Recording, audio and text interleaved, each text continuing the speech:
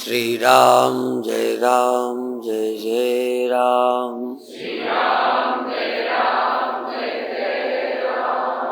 श्री राम जय जय राम। सच्चिदानंद भगवान की, सनातन धर्म की। महीनों और वर्षों लगा करके भी, जन्मों जन्मों लगा करके भी यदि इतनी बात समझ में आ जाए कि आत्मा ब्रह्म है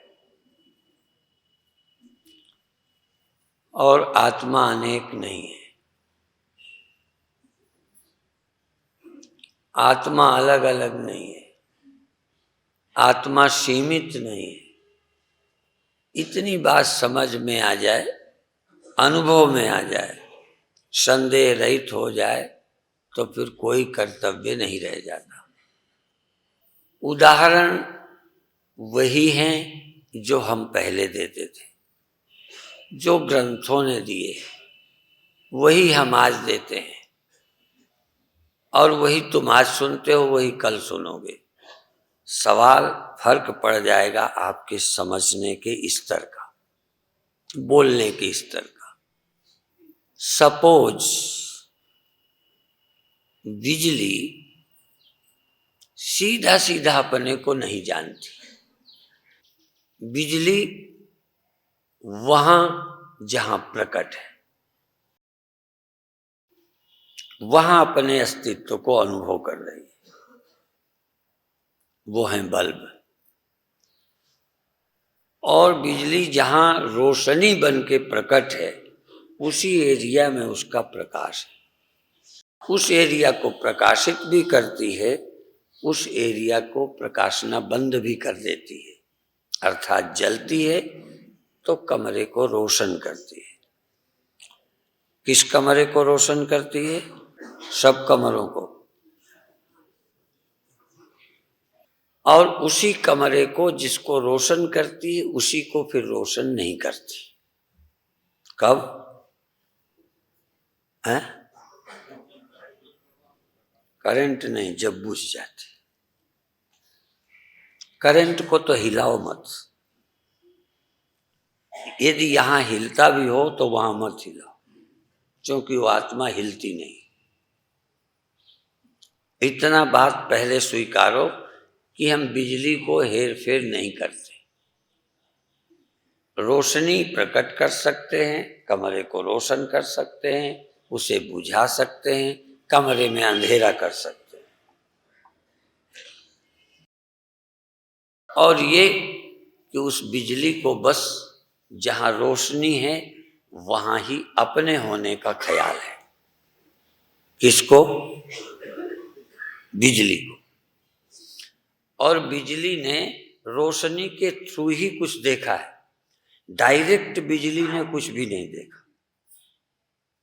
ध्यान देना, डायरेक्ट बिजली ने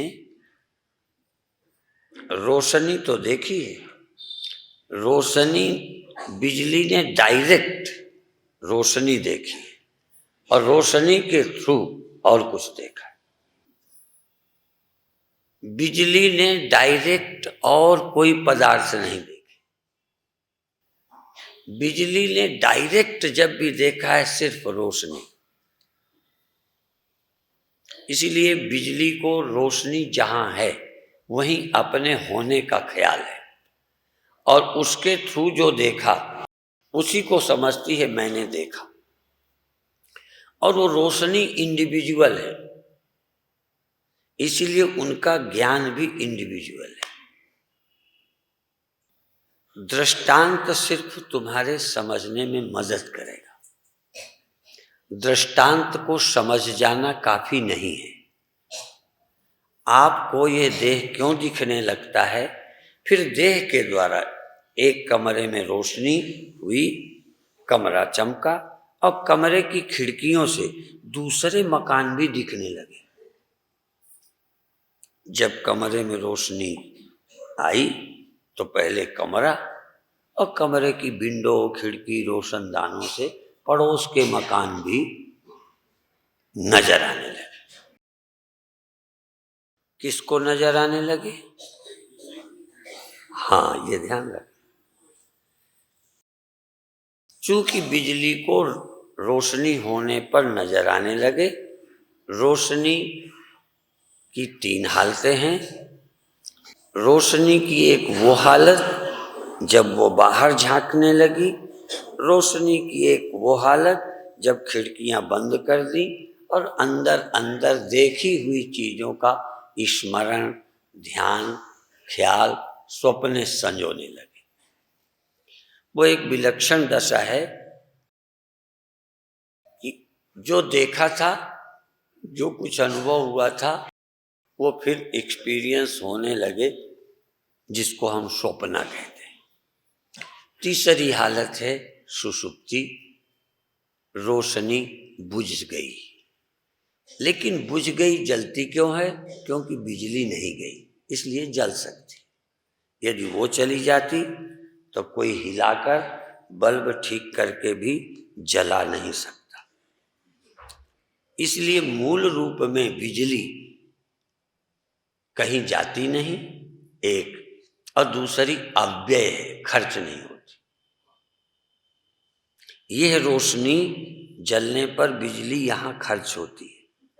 इसलिए बिजली की कुछ चीजें तो ले लो, सब मत लेना। बिजली के ये चीज नहीं लेना। एक तो बिजली व्यय होती है, व्यय होती है बिजली, पर जिसकी हम बात करते हैं वो व्यय नहीं होता। कितना जला लो, कितना यूज कर लो, वो व्यय नहीं होती। तो फिर बुझती क्यों है? बुझाते क्यों हैं? जरूरत नहीं रहती इसलिए। बिजली ज्यादा खर्च हो जाएगी इसलिए नहीं बुझाते। यहां तो तुम इसलिए बुझाते हो। मान लो बिजली खर्च ना हो और तुमको किसानों की तरह सरकारें छूट दे दें, चाहे जितना जलाओ, 100 रुपया लगेगा महीना। मान लो ऐसा हो जाए तो दिन रात जलाओगे क्या?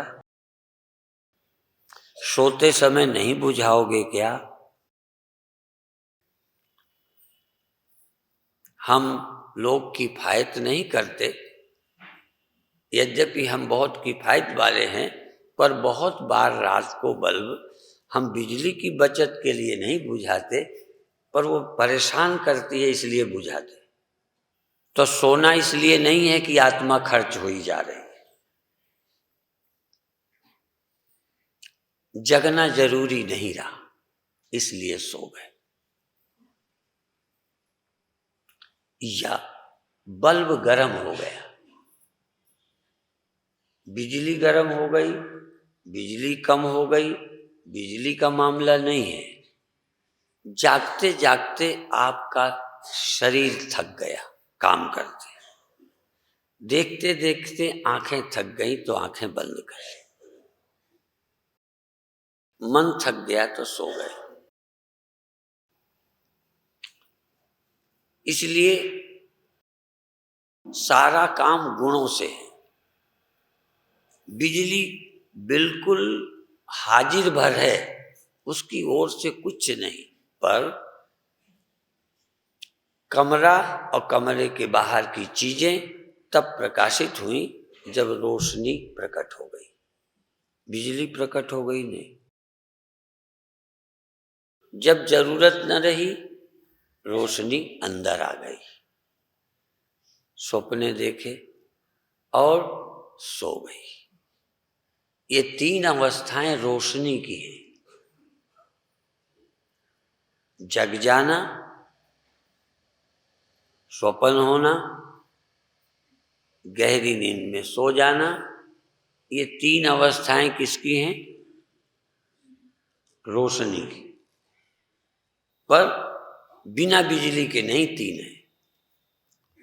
तुम बिजली हटाकर तीन करो, जगाओ, संभव बोलो नहीं है। चूंकि बिजली के बिना संभव नहीं है और बिजली के ही रहते ये सब हुई हैं, बल्कि बिजली को भी जब बाहर देखना होता है तो रोशनी होकर देखती है। इसलिए बिजली को यही भ्रम है कि मैं जगती हूं तो देखती हूं, मैं सो जाती हूं तो नहीं दिखती। जबकि सो जाना रोशनी का है, जग जाना रोशनी का है। बिजली में न जगना है, न सोना है, न खर्च होता है। और यदि कोई साधना के द्वारा ये चाहे कि सदा मैं जागता ही रह जाऊं तो बल्ब काम नहीं करेगा, सोने को मजबूर हो जाओगे, बल्ब फ्यूज हो जाएगा। बिजली फ्यूज हो जाएगी नहीं कहता, बिजली चली जाएगी नहीं कहता, आत्मा चली जाएगी नहीं, न सोने में जाएगी न मरने में जाएगी। और हमारे अस्तित्व में वस्तुएं आई, रोशनी आई, बिजली को बिजली का ही पता नहीं, क्योंकि रोशनी व्यवहारी है, यूजफुल है, काम में आती है। बिजली कभी काम में नहीं आती, अव्यवहारी है, अनिर्देश है, अलक्षण है और व्यापक है। यद्यपि यदि रोशनी ना हो तो बिजली भी यूजलेस हो जाए, पर चूंकि रोशनी हो जाती है तो उसका महत्व है।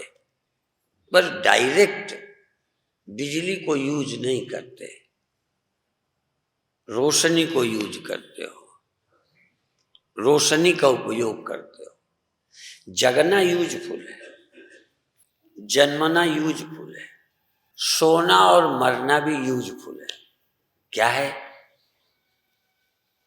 जो मशीन गर्म हो गई उसको थोड़ा विश्राम दिया, फिर यूजफुल हो जाएंगे। इसलिए सोना भी जरूरी है, मरना भी, स्विच ऑफ करना, बुझाना जरूरी है। और ये रोज जलाना बुझाना हो रहा है, ऑटोमेटिक हो रहा है। अपन ये न चेंज करने को आए हैं, इसमें अपन को कुछ करना नहीं है। तुम सोचोगे ये करेंगे, सिर्फ ये समझना है कि तुम कौन हो। तुम कमरा हो कि पड़ोस के मकान हो, कि रोशनी हो, कि बल्ब हो, कि बिजली हो, तुम क्या हो? और दृढ़ता पूर्वक जब समझ जाओगे कि बिजली ही रोशनी होकर प्रतीत होती है, पर यह बिजली कुछ खर्च होकर के प्रकाश होती है। पर जिसकी हम चर्चा करते हैं ये व्यय होकर रोशनी नहीं करती, कुछ बदल के नहीं। इसलिए कल कहा था कि यह रोशनी चेतन का विवर्त है। ये जो चैतन्यता है ये चेतन का विवर्त है। चेतन बिना घटे, बिना बढ़े, बिना कुछ हुए रोशनी बन जाता है।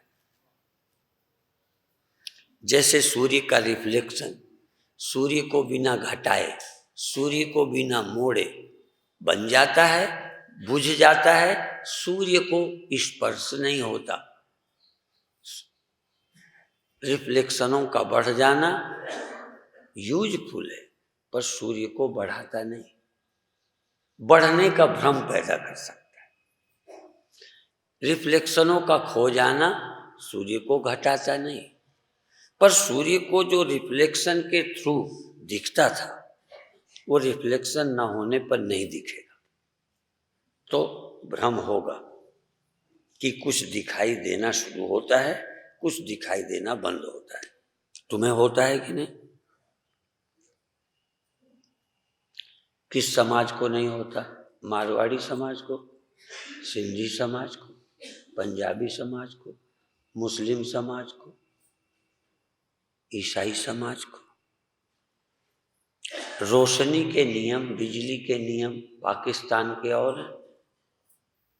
अध्यात्म ही एक है जो किसी का मजहब नहीं है।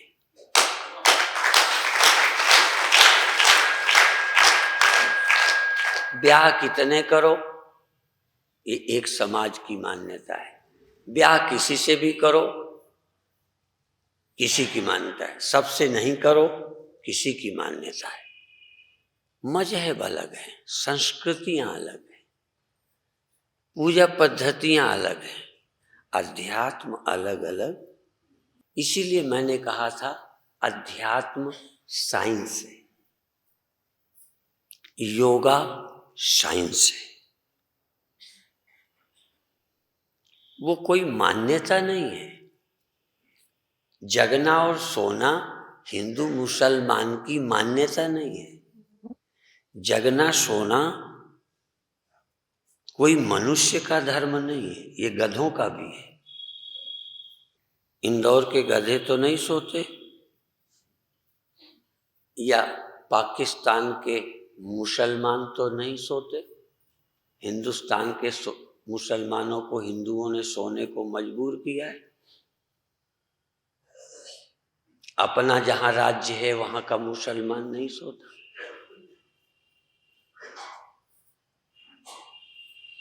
या मुस्लिम के राज्य में हिंदुओं को सोने जगने को मजबूर किया गया है। स्वतंत्र देश में न सोते हैं न जगते।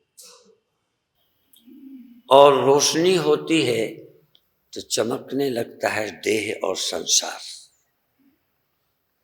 सो जाते हैं तो जगत चमकना बंद हो जाता है। पर इस रोशनी की दो अवस्थाएं हैं। जब बाहर के देह इंद्रियों से जुड़कर झांकते हैं, इसका नाम जागृत है।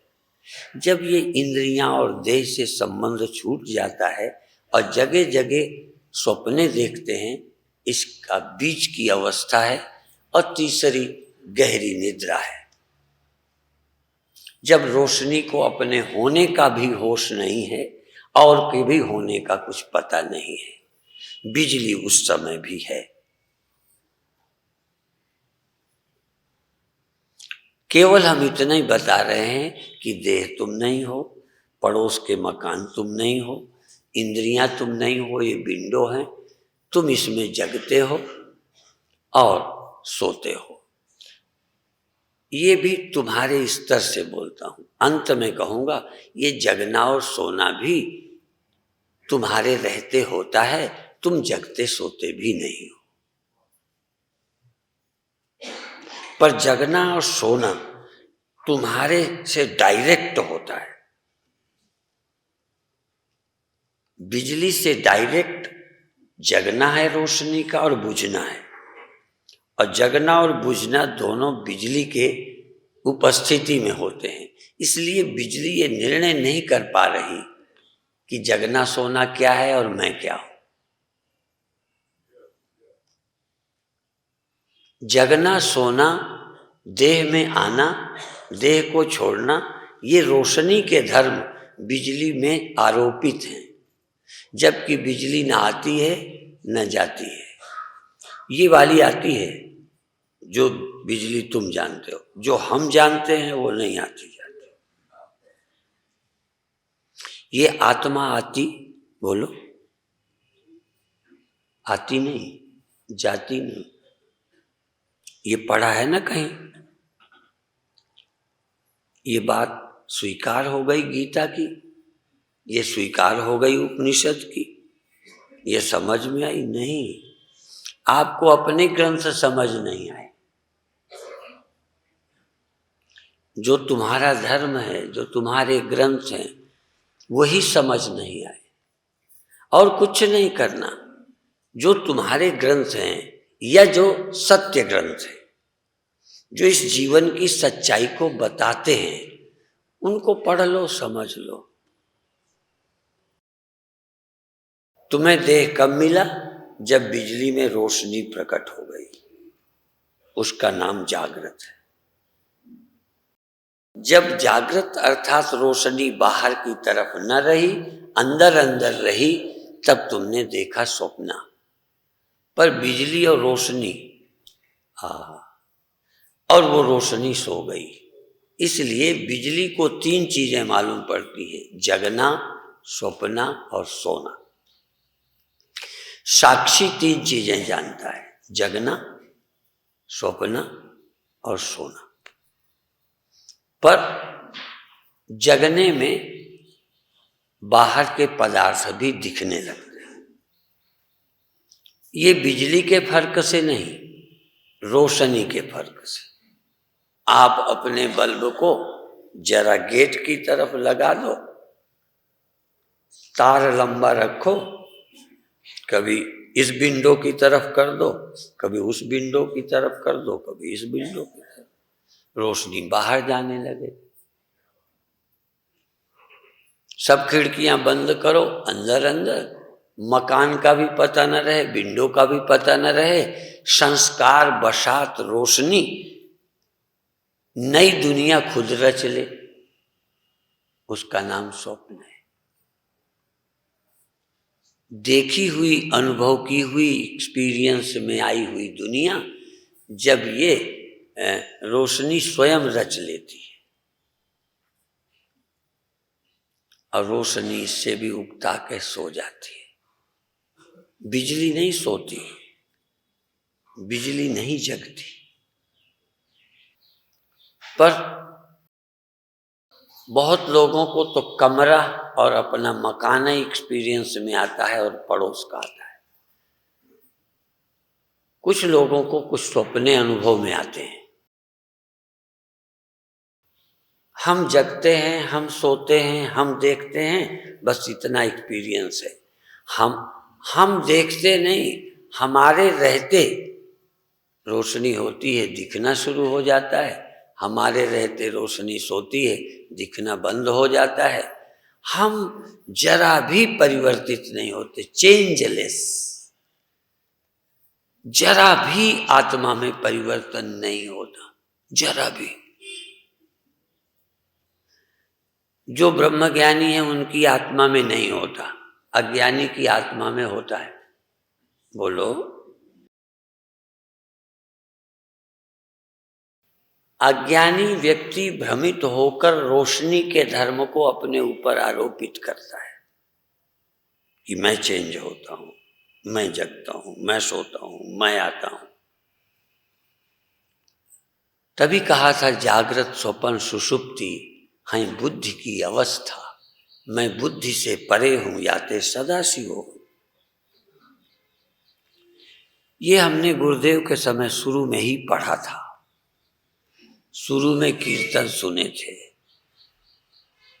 जो गुरुदेव के समय के और आज भी साधुओं के चेले हैं वो शिवोहम बोलते हैं। समझते हैं नहीं समझते, ये तो वो जाने, भगवान जाने, हमें नहीं पता। तुम भी मेरी बात सुनकर समझोगे या नहीं समझोगे ये गारंटी मेरी नहीं है। मेरी जिम्मेदारी है बताना, विचारना नहीं, सोचना घर जाकर। हम तो गुरु जी का शरीर नहीं रहा तब भी सोचते हैं, तुम हमारे रहते ही सोचना बंद कर देते हो। अभी इंदौर छोड़ा नहीं तो भी सोचना बंद। हम एक बात कहते हैं, दाद खाज और क्या खुजली बड़ भागिन के होए। खुजली है, दाद है, जमाई और बड़ भागिन के होए। कहन क्या है, कहन लेटे खूब खुजावते आमदनी सी होए। जानते हो क्यों उदाहरण दिया? जिनको खुजलेगी होती है वो न भीड़ देखे न एकांत देखे, हाथ पहुंच जाता है, खुजाने लगते।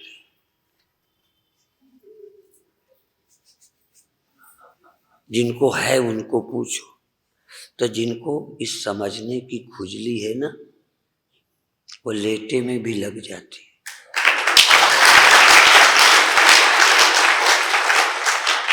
ये नहीं कि जब हम कहेंगे तब खुजाओ, जब माता जी आर्डर देंगे कि खुजा ले।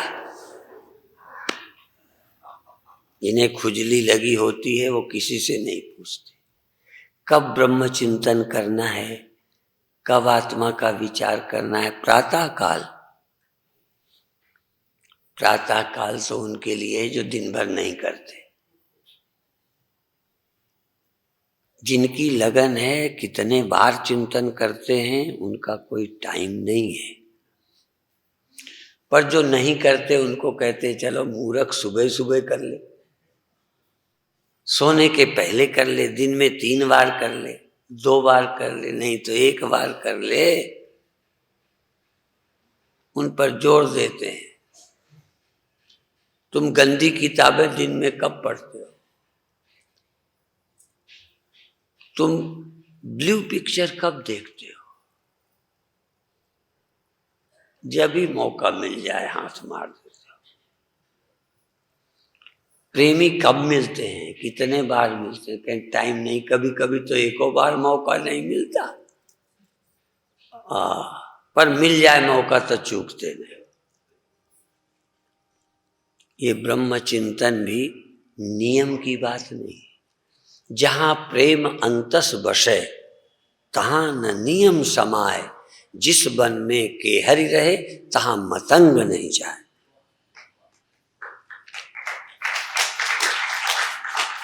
नियम तो उनके लिए है जो कुछ नहीं करते। प्रेम होता है तो नियम नहीं होता। कितने फोन करना, गिन के फोन करते हो प्रेमी को? हमने तो देखा विदेश जाके जहाज में भी नहीं चूकते। इतने बेशर्म होते हैं प्रेमी, जहाज में भी चूमते रहते। अपना ही झेप जाते हैं, वो नहीं झेपते।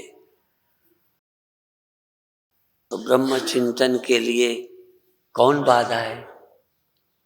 यदि प्रेमियों के लिए संसार बाधा नहीं तो ब्रह्म चिंतन के लिए कौन बाधा है?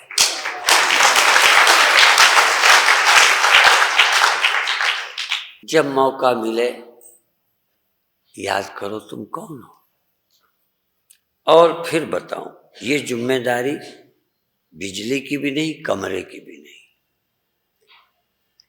रोशनी बिजली के रहते रोशनी कमरे से चिपक जाती है, बाहर झांकती है, इनको अपना बनाती है। रोशनी को पता ही नहीं मेरा अपना कौन है। रोशनी का अपना जिसके वो जीवन मिला है, रोशनी को जीवन कमरों से मिला है, पड़ोस से मिला है। रोशनी का जीवन बिजली है। और इतना जीवन है कि यदि बल्ब उतार देना, थोड़ा शांत करें, तो रोशनी बिजली में ही खो जाती है। इसीलिए ये जीव या ये चिदाभास या मेरी अलग अस्मिता, ये केवल तारों के और बल्बों के और कमरों के कारण है। ये रोशनी तो बिजली से भिन्न कभी होती ही नहीं। केवल प्रतीति है कि ये अलग है। इसीलिए एक उदाहरण मैंने बहुत बार दिया है, फिर दोहरा दूं कि एक कमरे में शीशा लगा दो तो दूसरा कमरा दिखता है। एक रोशनी में शीशा लगा दो तो दूसरी रोशनी दिखती है। दोनों में थोड़ा फर्क है। सूर्य में शीशा लगाओ या रोशनी में शीशा लगाओ तो सूर्य के अलावा उस रोशनी का भी उपयोग है, उपयोग हो जाता है। मैं करके दिखा सकता हूं।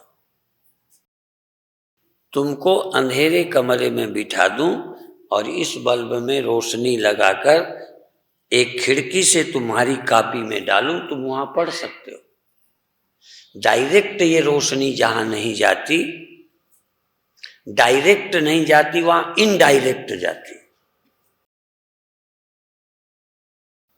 जिसको परमात्मा सीधा नहीं प्रकाशता, वो आभास के थ्रू प्रकाशता है। ये रोशनी डायरेक्ट शीशे को प्रकाशती है, डायरेक्ट शीशे को, शीशे के थ्रू औरों को। तो चैतन्य आत्मा ब्रह्म केवल आभास को जगा देता है, आभास को प्रकट करता है, आभास के थ्रू जगत का प्रकाशक है। यदि डायरेक्ट आत्मा जगत की प्रकाशक होती तो सुषुप्ति में भी जगत को देखती, क्योंकि सुषुप्ति में भी, स्वप्नों में भी आत्मा तो नहीं गई, सिर्फ रिफ्लेक्शन जागृत का स्वप्नों में गया है, रिफ्लेक्शन नींद में गया है, आत्मा नींद में नहीं गई। तो देह की प्रतीति क्यों नहीं होती? यदि आत्मा जगत को, देह को प्रकाशती है, तो बिना रिफ्लेक्शन के सोए समय पर आत्मा तो देह में विद्यमान है, क्यों देह को नहीं प्रकाशती? इसलिए डायरेक्ट साक्षी केवल आभास को प्रकाशता है, आभास के थ्रू जगत प्रकाशित होता है, डायरेक्ट साक्षी जगत को नहीं प्रकाशता। इसलिए जगत के प्रकाशक को हम साक्षी नहीं कहते, साक्षी को जगत का प्रकाशक नहीं कहते। साक्षी का मतलब साक्षात, सीधा सीधा। तो सीधा सीधा जो आत्मा है वो आभास को प्रकाशता है। सीधा सीधा बिजली रोशनी को रोशन करती है। बिजली किसे खड़ा करती है? रोशनी को। रोशनी के थ्रू जगत। डायरेक्ट बिजली किसी कमरे की प्रकाशक नहीं है। पड़ोस के मकान को बिजली नहीं जानती, अब पड़ोस के मकान की बिजली भी पड़ोस को नहीं जानती। जानने के लिए बल्ब में पहले प्रकाश प्रकट करती है। डायरेक्ट बिजली जन्म देती है प्रकाश को। तो ये चैतन्य पहले आभास को प्रकट कर देता है, आभास के थ्रू जगत दिखता है। आभास सो जाता है, जगत प्रतीत नहीं होता। अब तुम्हें भ्रम यह है कि आत्मा सो जाती है, तुम्हें भ्रम है कि आत्मा जग जाती है। इसीलिए फिर सुनाऊं, जागृत स्वप्न सुषुप्ति है बुद्धि की अवस्था, बल्ब की, तारों के मिलने की। बिजली की नहीं है कोई, बिजली में कोई चेंज होती ही नहीं। ये बार बार क्यों बताना है? कि तुमको ये समझ आ जाए कि तुम में कोई चेंज नहीं है। तुम्हारा जन्म नहीं है, तुम्हारी मृत्यु नहीं है। जन्म और मृत्यु बिजली में भ्रांति है। इस रिफ्लेक्शन को तुम अपना मैं मान के जगा और सोया मानते हो। जरूरी है, ये जगना सोना है तो ही भ्रांति है, तो ही देह माना। और जगने सोने में ही इसी समय भ्रांति का निवारण करना। यदि ये निवारण हो जाए कि आत्मा एक है, जन्म मरण रहित है और आत्मा मैं हूं, मुझसे ये सब हो रहा है, ये जगना सोना बोलो मुझसे होता है, होता है। कृष्ण कहेंगे ये सब मुझसे होता है, तुम कहोगे हम होते हैं, हमसे होता है नहीं। तुम समझते हो हम होते हैं, कृष्ण कहते हैं हमसे सब होता है। कृष्ण ये जानने के बाद ये भी कह सकते हैं कि हम ही सब कुछ होते हैं, पर तुम ये भी नहीं कह पाओगे कि हम ही सब कुछ होते हैं। तुम कहोगे हम तो सिर्फ आदमी होते हैं, हम तो सिर्फ जगते सोते हैं, सब कुछ हम ही होते हैं, सब कुछ हम ही से होता है। नहीं समझते। तो कृष्ण की बॉडी में, कृष्ण के मन में, कृष्ण के जगने में, कृष्ण के सोने के सिस्टम अलग है। मेरे जगने सोने के सिस्टम और तरह के। बोलो, तुम्हारे घर के बल्ब के जलने के बुझने के सिस्टम और है, थोड़े चेंज करते हैं लोग।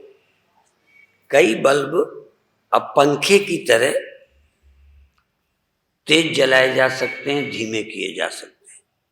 अभी 50 साल पहले हमको नहीं मालूम था कि बल्ब भी पंखे की तरह कम ज्यादा कर लेते हैं। अब रोशनी भी कम ज्यादा कर लेते हैं, करते हैं ना। तो यहां पर वही होता है, सिस्टम एक है। तो कृष्ण तो नहीं सोते, कृष्ण तो नहीं जगते। राम सुबह जगते थे कि नहीं, रात सोते कि? उनमें हम में जगने, सोने, जन्मने, मरने, बदलने, उठने, खाने पीने के कौन से नियम अलग हैं? फिर वो भगवान क्यों है, तुम क्यों नहीं हो?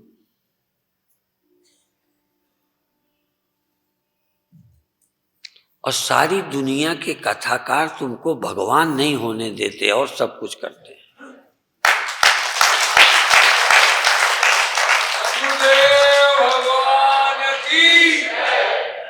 तुम में और भगवान में बड़ा फर्क है।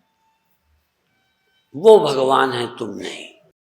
कोई यहां वाले दिखने वाले भगवान से अलग दासोहम, कृष्ण परमात्मा है, राम भगवान है, तुम नहीं। दूसरे लोग कहते हैं अवतार तो नहीं होता, पर वो भगवान व्यापक है, पर तुम नहीं भगवान हो। चारों तरफ एक ही बात है कि तुम और सब कुछ हो सकते हो, सिर्फ भगवान नहीं हो सकते।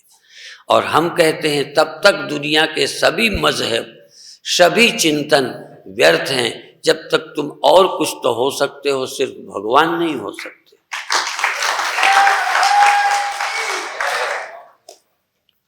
वो भगवान होने नहीं देंगे और हम बिना भगवान होने बताए बिना छोड़ेंगे नहीं। हमारा जोर है कि तुम भगवान हो, उनका जोर है कि तुम इंसान हो। हम भी इस पक्ष में तो हैं कि इंसान बनो फिर तुम भगवान बनो। हम ये तो चाहते हैं कि शैतान पहले इंसान बन जाए।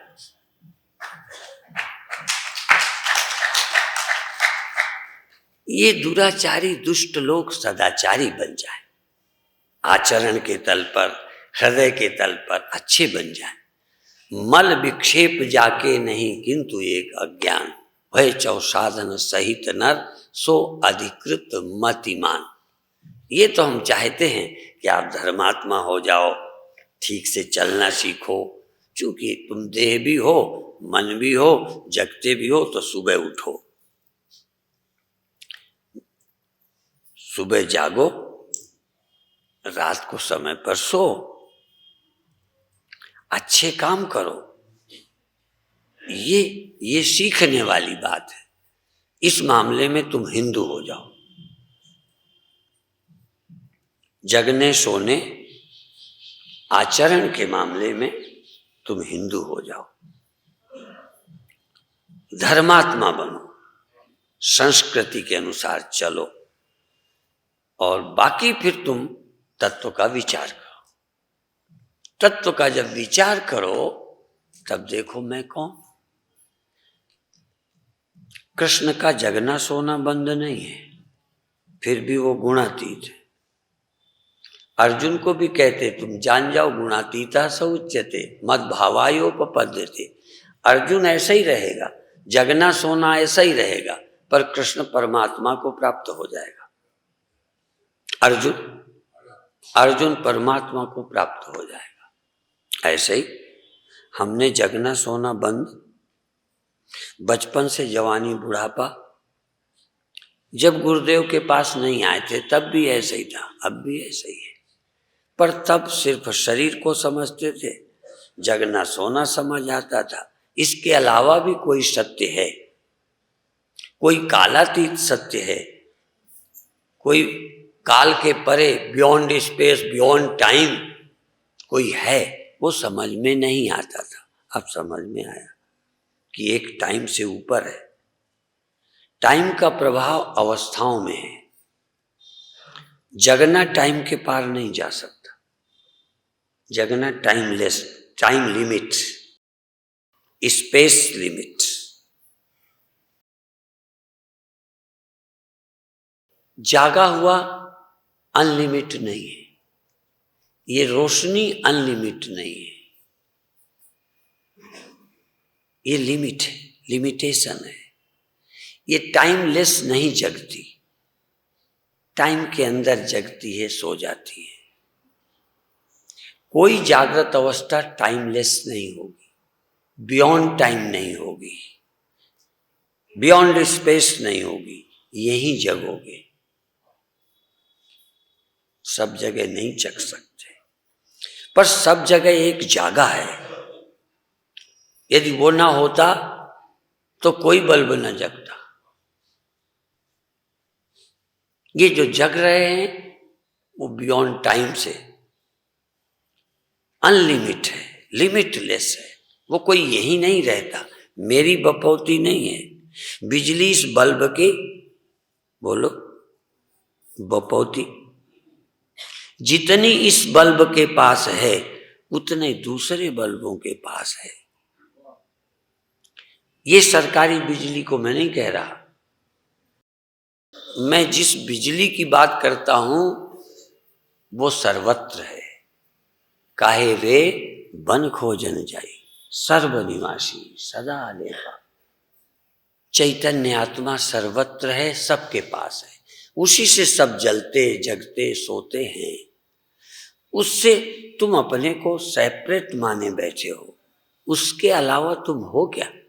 फिर उदाहरण लो, सूर्य की या प्रकाश का रिफ्लेक्शन प्रकाश की तरह यूजफुल है, उपयोगी है, पर एक कमरे का रिफ्लेक्शन यूज नहीं आ सकता। दोनों में फर्क समझ लो। दूसरा कमरा दिखता है, तुम ख्याल में भी उपयोग करना चाहो नहीं कर सकते, पर रोशनी के रिफ्लेक्शन को रोशनी की तरह हम प्रयोग कर लेते हैं। सूर्य के रिफ्लेक्शन को हम बिल्कुल सूर्य की तरह प्रयोग में लेते हैं। तो जैसे दूसरा कमरा दिखते हुए है नहीं, यदि हम शीशा हिलाएं तो दूसरा कमरा हिल जाएगा, दिख जाएगा, पर है ही नहीं। तो ये ऐसे ही सूर्य का रिफ्लेक्शन भी उस अर्थ में है ही नहीं, पर चूंकि यूजफुल है इसलिए आपको ये समझ नहीं आता कि वो नहीं है। यदि कमरा नहीं है तो सूर्य भी दूसरा नहीं है,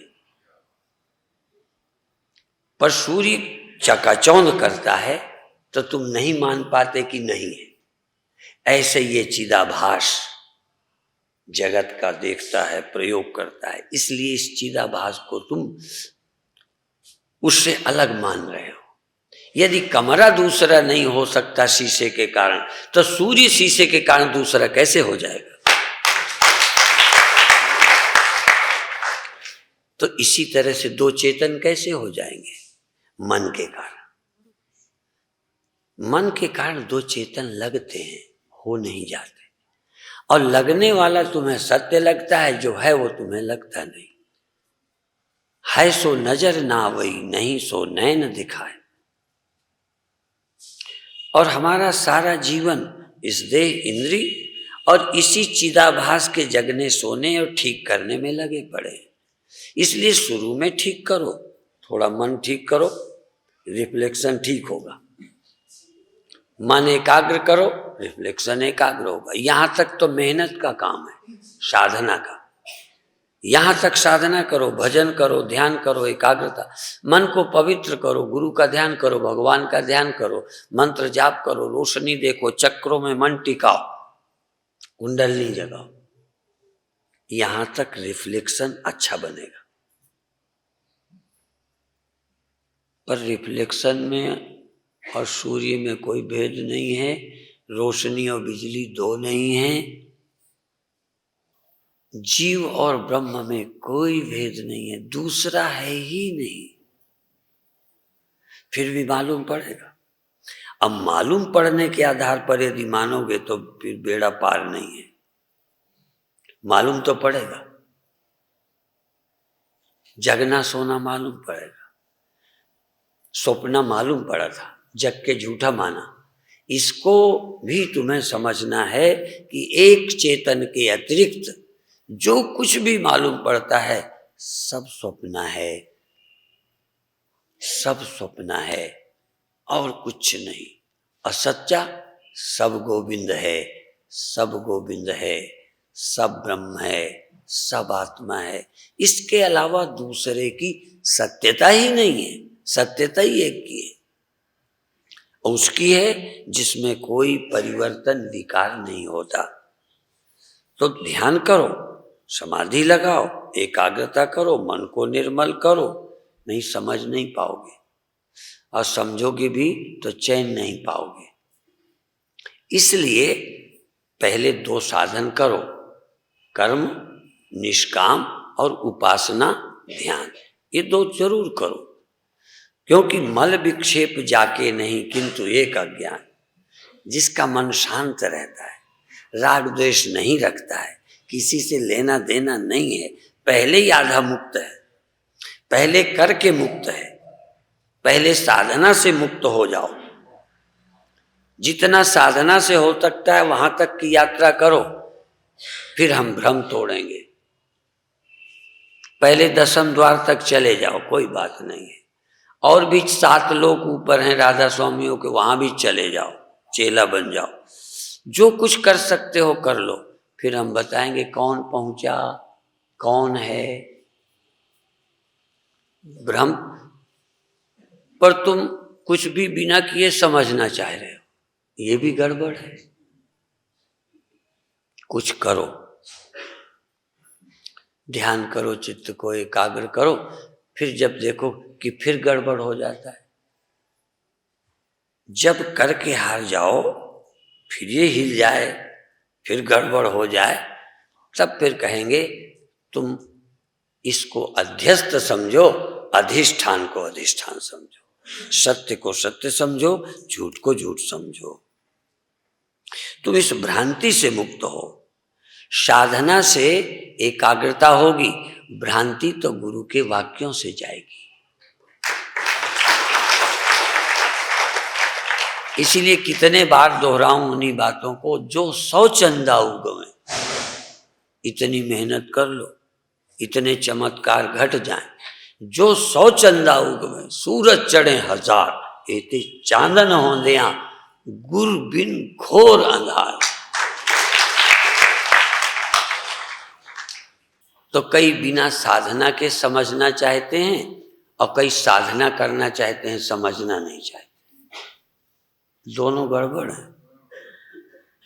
कुछ करे बिना कुछ समझना चाह रहे हैं, सो बात बनती नहीं। अब कुछ किए चले जा रहे हैं, कहते हैं मैं तो गुरुओं पर नहीं है, तो मंदिर रोज जाते हैं, ध्यान लगाते हैं, जाप करते हैं, चक्रों में ध्यान लगाते हैं, करे जाओ, बुरा नहीं है। तभी कहता हूं कि हमें जरूरत है राधा स्वामियों के शिष्यों की, हमें जरूरत है जिनका ध्यान लगता है, हमें जरूरत है जिनका मन बहुत निर्मल है, पर फिर भी अभी भ्रांति में पड़े हैं कि कहीं जाना है, कुछ पाना है। अभी स्थिति हमारी सही नहीं है, 24 घंटे समाधि नहीं रहती, उनको छांट कर यहाँ लाना चाहिए। ये बाजार के लोगों को ले आते हो जिनको कुछ पता ही नहीं, जो कुछ कर चुके हैं वो यहाँ आवे तो किनारे हम लगा दें।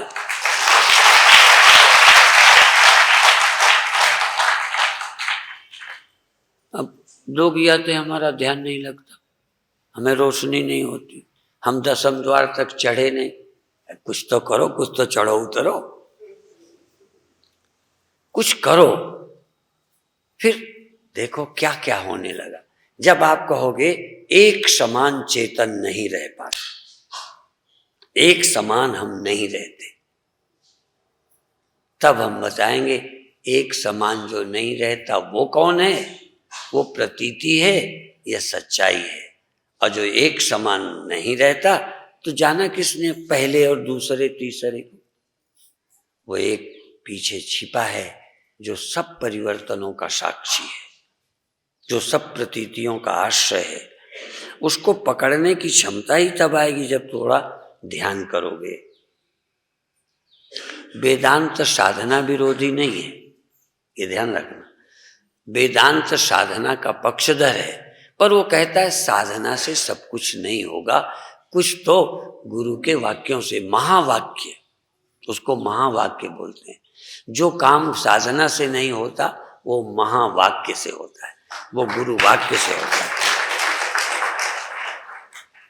खूब एकाग्रता हो गई, फिर कहेंगे एकाग्रता किसकी होती है, जागृत किसका है, सुषुप्ति किसकी है, तू कौन है। वो समझाना गुरु का काम है। इसीलिए रामायण में भी सतगुरु मिले ते जाए जी, सतगुरु, गुरु नहीं कहा, सतगुरु मिले ते जाए जी में संशय भ्रम समुदाय। सतगुरु मिले से संशय भ्रम के समुदाय, संशयों का ढेर चला जाता है। ढेर शंकाएं एक ही महावाक्य में साफ हो जाती। ये नहीं होता, वो नहीं होता, ऐसा है, मन में ये आ जाता है, एक ही समाधान। तीसरी आंख खुली, बस तीसरी आंख से क्रोध चला जाता है, तीसरी आंख से काम चला जाता है, तीसरी आंख से लोभ चला जाता है, द्वेष चला जाता है।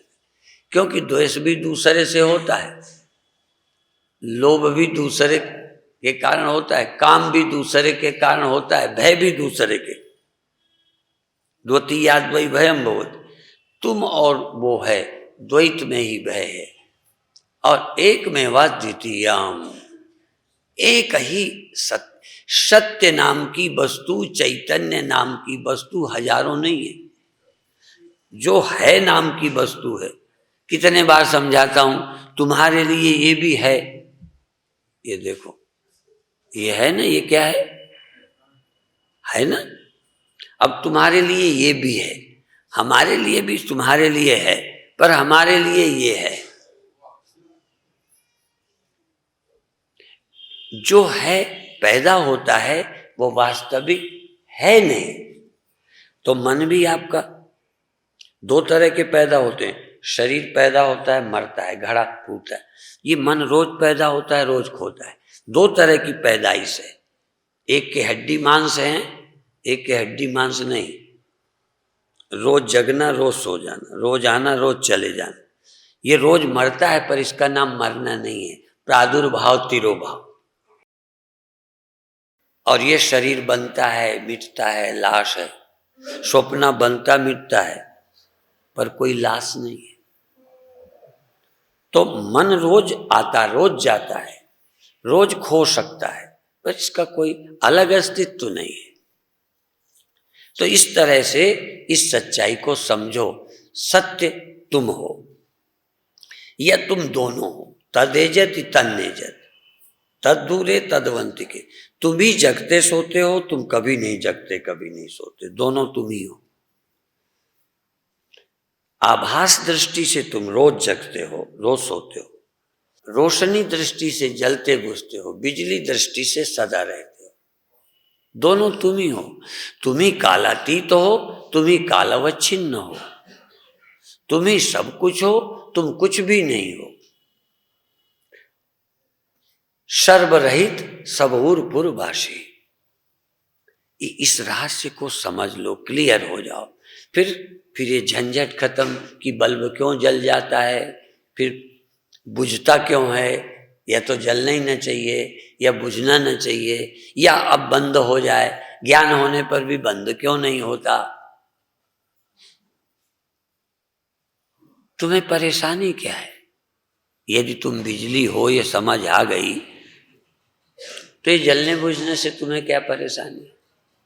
यदि तुम सागर हो, ये बात क्लियर हो गई, तो तुम लहरों के बनने से, मिट जाने से तुम डरते क्यों हो? यदि कंसेप्ट क्लियर हो गए, ठीक समझ आ गई, तो ये प्रतीति होती है जगत की, क्या हो जाएगा? क्या जगत जगत है? तुम ही तो हो। कृष्ण कहते हैं, अर्जुन तुम थोड़ा, मैं ही तो हूं। कृष्ण समझते हैं कि अर्जुन मैं हूं, अर्जुन समझता है कि अर्जुन अकेला मैं हूं। अर्जुन को नहीं समझ आता कृष्ण भी मैं हूं। कृष्ण को समझ आता है सब कुछ मैं हूं, और सबको समझ आता है कि हम यही भर हैं। तो जो सत्य को प्राप्त है वो समझता है मेरे सिवा कुछ नहीं है। और जिनको समझ नहीं है, वो तो इस दुनिया में सिर्फ इतने हम हैं, बाकी सब और ही और है। अच्छा, दुनिया बड़ी है कि तुम? इंदौर बड़ा है कि तुम तो इंदौर भर में इतने से हो, मच्छर से। इतना बड़ा इंदौर तुम कितने, इतना बड़ा देश तुम इंदौर, इतना बड़ा संसार तुम भारत, क्या है? कितना जोर लगाओ, बस एक तरफ इतना विराट है, तुम उस इतने बड़े विराट में तुम क्या हो? तुम आदमी नहीं, तुम पशु नहीं, तुम पेड़ नहीं, तुम पहाड़ नहीं। जो नहीं हो वो इतना है, और जो हो, जो नहीं हो वो विराट है, जो हो तुम कितने हो? इंदौर में तुम कितने हो गिनती कर, तुम कितना वजन है तुम्हारा, इंदौर का कितना है, तुम क्या हो? जो तुम बने बैठे हो बहुत थोड़ा है, इतना विराट जो तुम नहीं हो। हम क्या कहते हैं, या तो जो हो ये भी ना रहो, इसको भी इंदौर में फेंक दो, तुम रहो ही मत, तो सब हो गए। या सब हो जाओ या कुछ न रहो। ये जो तुम हो इंडिविजुअल, या तो ये भी मर जाए, ये भी खो जाए, तो व्यक्ति नहीं रहो तो विराट हो जाओगे, या विराट हो जाओ तो व्यक्ति नहीं रहो। दोनों एक दूसरे से जुड़ी बातें हैं। तो बधाई के पात्र हो। अब थोड़ा ध्यान करें। आज अभी कपालभाति आप सीख रहे थे, हम दूसरे ढंग से तुम्हें बताएंगे। ऐसे जैसे तुम बैठते हो बैठो, और बार बार छोड़ने का नाम कपालभाति है ना, लेना नहीं, या लेने में जोर नहीं लगाना। मैं कहूँगा लेना तक नहीं, निकालना, चाहे थोड़ी देर, और निकालना कैसे करना? अब मेरे को देखो, तुम्हें हाथ नहीं रखना, मैं तुम्हारे समझाने के लिए रखता हूं।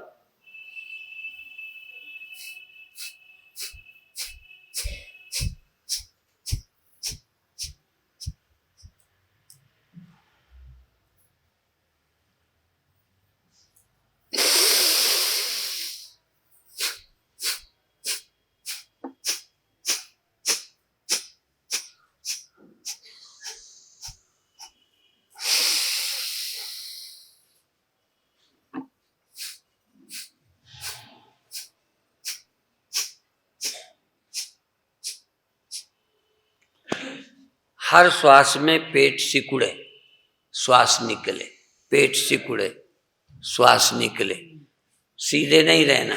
असल में एक ही तरह का प्रयोग नहीं होता, लेकिन हर आदमी एक अपना प्रयोग देखता है, बताता है, जिससे ये लगे हम जानते हैं, बाकी सब गधा है। नहीं समझे? तो कोई कहेगा ऐसे ही करना चाहिए, तो मैं कहूँगा आप झुकते जाएं, पेट को सिकोड़ते जाएं, सिकोड़ते जाएं, सिकोड़ते जाएं, श्वास निकालते जाएं। एक बार निकालें थोड़ा पेट, और निकालें, और निकालें। पेट लगभग धीरे धीरे पीछे चला जाए, और फिर लंबी श्वास लो, फिर निकालो, फिर निकालो, आंख बंद करके। बनेगा नहीं बनेगा चिंता मत करो, आंख बंद करो। अब धीरे धीरे पहले लंबी भरो, लंबी भर लो, खूब लंबी श्वास, और फिर धीरे धीरे एक झटके में थोड़ी, फिर दूसरे में, फिर तीसरे में पेट पिचकता जाए, मूलाधार खींचता जाए, पेट पीठ की तरफ जाए। लेना नहीं, फेंकना। अभी जिनको प्रैक्टिस है वो रामदेव वाली प्रैक्टिस है, मुझे मालूम है। अभी ले लेते हो, ले लोगे तो पेट पिचकेगा ही नहीं। पेट तभी पिचकेगा जब लेना बंद करो, चाहे 4 बार करो, चाहे 5, चाहे 7, चाहे 10, निकाले जाओ, लो नहीं। निकालो, निकालो, निकालो, निकालो, निकालो, निकालो, पेट को खींचे जाओ, निकालते जाओ, निकालते जाओ, और फिर लंबी लो, एकदम खूब लंबी लो। बहुत अच्छे, बहुत अच्छे। यहाँ सीधे नहीं रहना, तुम्हें टेढ़े होने की छूट है, झुकने की छूट है। पेट पिचकना जरूरी है, पेट पिचकता जाए, पिचकता जाए। नीचे के मल द्वार, स्वाधिष्ठान, मूलाधार, पेट, खींचकर उद्यान सी लग जाए।